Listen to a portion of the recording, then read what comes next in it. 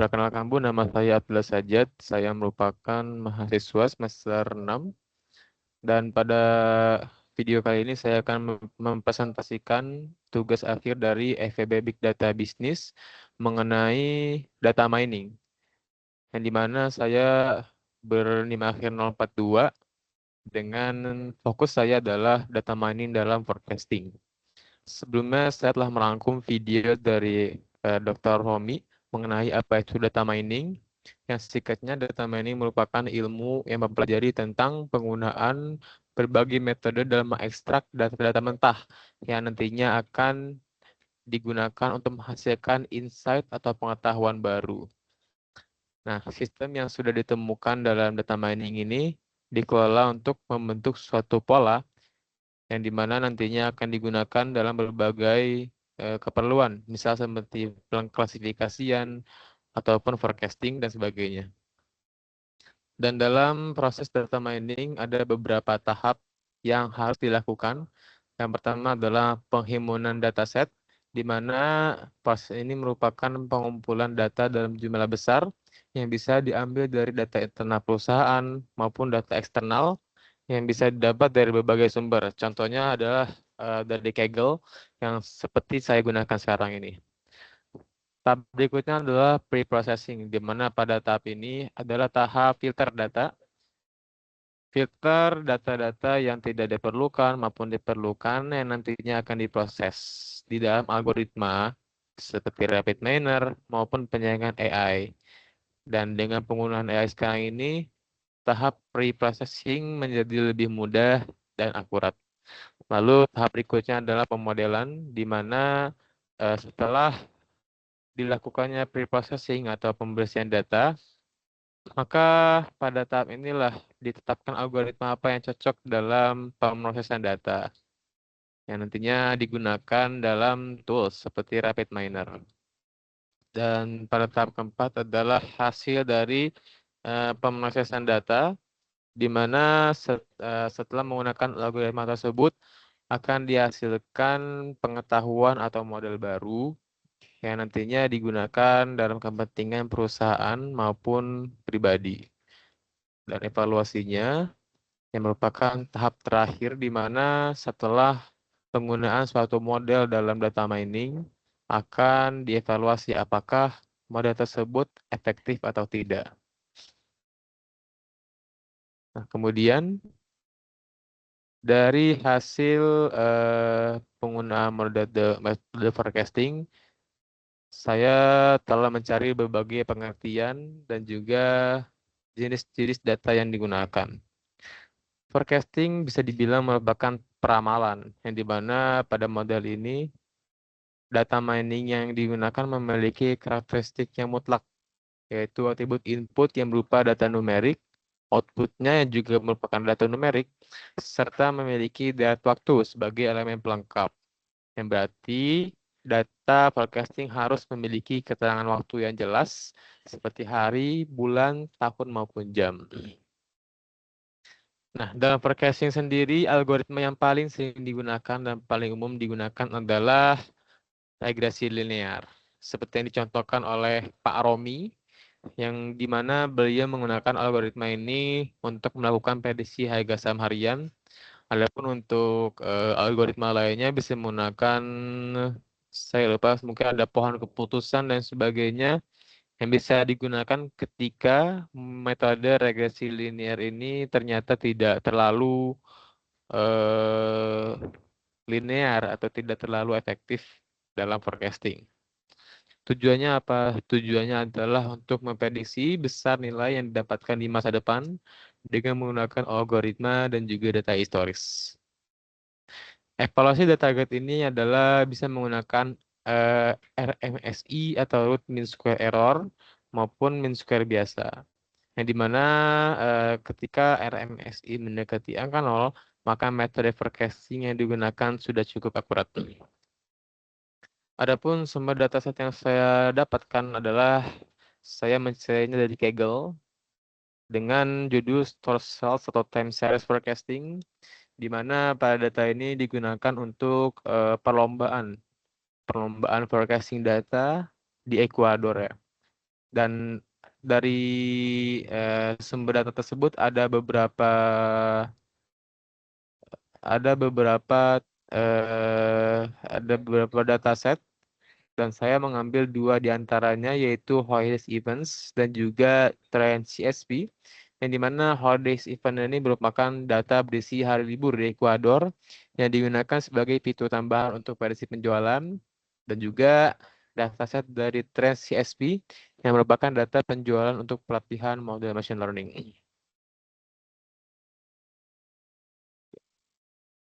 Adapun deskripsi dari datasetnya adalah sebagai berikut, yang dimana file pertama merupakan CSV dengan jumlah baris 3.888 baris data dan dengan jumlah kolom sejumlah 6 kolom. Dan untuk masing-masing kolomnya adalah sebagai berikut dengan atribut ID, date, atau NBR, family, sales, sampai on permission, dan tidak ada nilai missing atau null di semua kolom.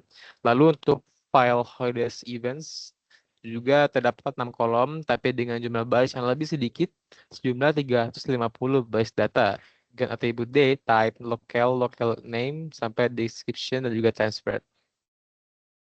Nah, Debut pada poin berikutnya yaitu atribut label atau class dan penggunaan atribut, yang dimana dalam kasus forecasting di dataset ini saya menggunakan atribut numerik dan bukan menggunakan atribut kategorikal yang saya sesuaikan juga dengan routable. Adapun atribut yang saya gunakan sebagai prediktor adalah date, yang dalam beberapa poin saya pecah ke dalam turunan hari, bulan, tahun, maupun hari dalam minggu.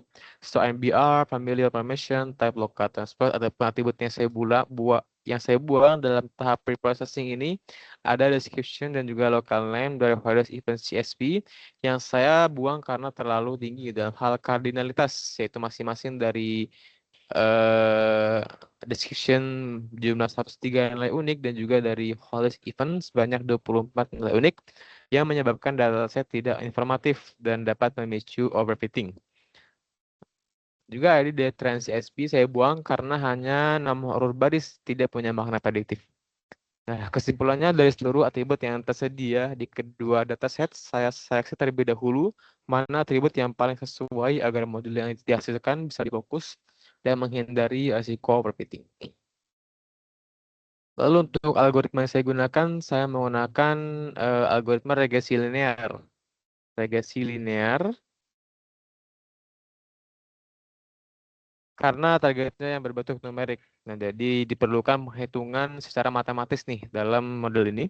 Sehingga karena data ini berbentuk time series, maka saya juga menggunakan fitur windowing dalam Rapid Miner sebagai fitur untuk memprediksi masa depan dari nilai penjualan hari-hari sebelumnya.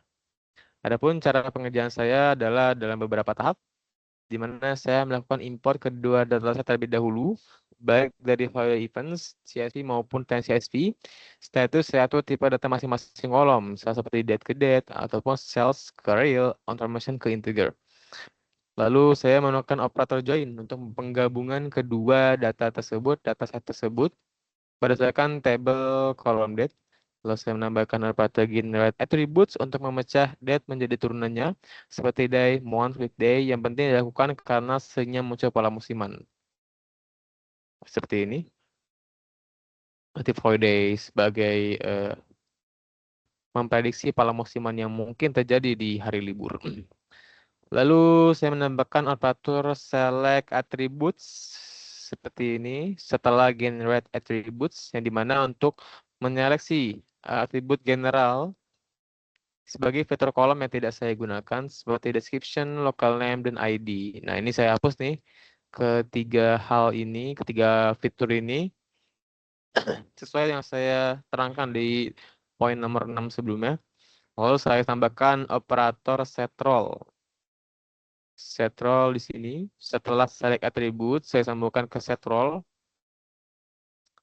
untuk mengatur sel sebagai label. Lalu saya menggunakan operator windowing yang saya sebutkan di poin nomor 6 agar nilai sales yang ada di beberapa hari ke belakang bisa menjadi atribut prediktor tambahan masa kini. Ikut atributnya windowing ya. Setelah setrol, saya sambungkan exa ke exa windowing. Ya. Selanjutnya, saya menggunakan operator speed data. Speed data ini Untuk pembagian data berdasarkan waktu, misal saya tambahkan elemen 0,8 sebagai 80% awal data awal untuk training dan rasio 0,2 untuk 20% data testing. Nah, sini ada menunya juga dari windowing ini terdapat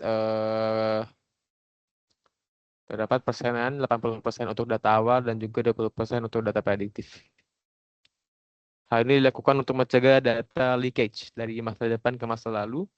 Lalu pada tahap 8 saya menghubungkan operator linear regression karena saya menggunakan algoritma ini ke data training. Yang hasil dari model tersebut saya hubungkan ke apply model dengan data testing. Lalu saya jalankan proses ikut menemukan hasilnya. Setelah saya sambungkan the train ke agregat, lalu join, sort, replace missing value, replace missing value 2. Lalu type holiday saya sambungkan dari join, guest types, scan attributes, seperti yang telah saya sebutkan tadi, ke select attributes, set role, windowing, nominator numerical karena kita berbentuk numerical. Jadi ini untuk menyaring value-value yang masih berbentuk nominal ke tahap numerical. Lalu pembagian data, split data ke linear regression karena data kita dihitung menggunakan linear regression. Ajukan ke apply model dan diuji validitasnya dengan performance dan disambungkan kembali ke result. Intinya resultnya akan berbentuk seperti ini. Linear regression ada beberapa atribut type 6, 0 dengan minus dan juga ada yang plus yang mungkin saya akan jelaskan nanti. Minus ini merupakan hasil yang dapat menurunkan penjualan dan plus yang merupakan hasil yang dapat meningkatkan penjualan. Dan juga ini untuk type example set dengan beberapa penjelasan dari regresi linear tadi nih. Ini merupakan jabarannya. Lalu untuk performance vector, karena saya menggunakan root mean squared error, saya mendapatkan hasil seperti ini. Nah, berikut merupakan pola atau model pengetahuan yang saya hasilkan berdasarkan hasil pemodelan menggunakan linear regression. Berikut merupakan pola yang dihasilkan dari bobot masing-masing atribut terhadap target penjualan. Atribut dengan bobot positif, misal type 5 ataupun type 6, menunjukkan bahwa mereka berkorelasi secara searah atau positif. Maka dapat diartikan jika kondisi tersebut terjadi di suatu hari, maka akan terjadi potensi lonjakan penjualan. Ataupun faktor penurunnya ditunjukkan dalam minus, seperti di type 6 ini. Dan ini merupakan hasil visualisasi dari regresi linearnya. Saya menampilkannya dalam bentuk bar atau kolom seperti ini. Dan jika diinterpretasikan atribut dengan byte 4, byte type 4, type 5 yang berada di atas garis 0 ini ya memiliki bobot positif dan batas tingginya bahkan mencapai 150K. Nah, jika diinterpretasikan kondisi tersebut maka diartikan sebagai kondisi meningkatnya penjualan. Adapun kelompok di tengah mendekati 0 di sini yang tidak ada bar yang menonjol ke atas maupun ke bawah menunjukkan bahwa atributnya mendekati 0, yang dimana atribut ini mulai dari hari 0 sampai dengan type 3 ini tidak memiliki pengaruh signifikan terhadap penjualan. Adapun di poin yang minus yang menjorok ke bawah ini negatif, menunjukkan bahwa pada kondisi tersebutlah terjadi penurunan penjualan. Adapun pada menu tab example set, proses penjualan berhasil diinterpretasikan oleh model yang mengikuti ritme data aktual. Hal ini membuktikan bahwa variabel turunan dari windowing dapat menangkap pola yang terjadi secara musiman maupun time penjualan masa lampau. Nah, ini dia. Untuk evaluasi performa model, karena saya menggunakan root mean squared error seperti ini, yang saya taruh di performance tadi saya centang ya. Saya centang, menunjukkan bahwa terdapat 301.416 selisih antara prediksi dan juga penjualan aktual. Karena tentang agregat penjualan yang cukup besar, maka RMS ini bisa menunjukkan bahwa masih terdapat gap yang cukup besar nih antara aktual dan juga prediksi. Maka sebagai saran ataupun sebagai lanjutan dapat digunakan metode lainnya seperti pohon keputusan dan sebagainya yang bisa dianggap lebih presisi nih atau sebagai tolak ukur lanjutan dibandingkan RMS ini. Apabila hasil pengujian dari metode lain ternyata lebih rendah dari angka 3 atau 1.416, maka metode tersebutlah yang bisa digunakan sebagai acuan pengambilan keputusan. Jadi, mungkin hanya itu dari saya, Bu. Kurang lebihnya mohon maaf. Assalamualaikum warahmatullahi wabarakatuh.